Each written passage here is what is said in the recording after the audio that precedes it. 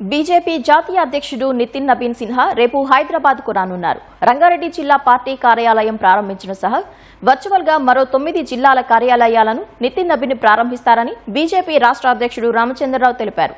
రేపు సాయంత్రం నాంపల్లి ఎగ్జిబిషన్ మైదానంలో హైదరాబాద్, సైబరాబాద్, మల్కాజ్గిరి కార్పొరేషన్ల బూత్ అధ్యక్షతలో నిర్వహించే సమావేశంలోనూ ఆయన పాల్గొంటారని వెల్లడించారు.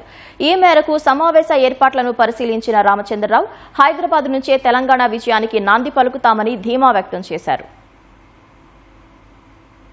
భారతీయ జనతా పార్టీ జాతీయ అధ్యక్షుడు తెలంగాణకు 3 రోజు పర్యటనలు వస్తున్నారు. 28 హైదరాబాద్ లో వారు దిగిన తర్వాత శంషాబాద్ లో అక్కడ ఉన్నటువంటి ఒక రంగారెడ్డి జిల్లా కార్యాలయంలో 9 జిల్లాల ఒక వర్చువల్ ఇనాగ్రేషన్ ఉంటుంది.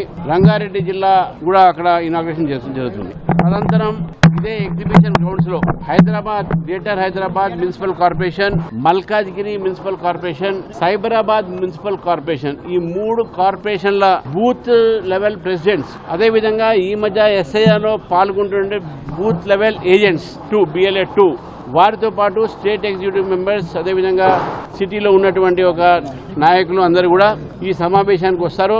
దాదాపు 15,000 మంది కార్యకర్తలతో ఈ యొక్క కార్యక్రమంలో నితిన్ నబీన్ గారు తెలంగాణ ప్రజలకు ఒక క్లియర్ కట్ సందేశం ఇవ్వబోతున్నారు.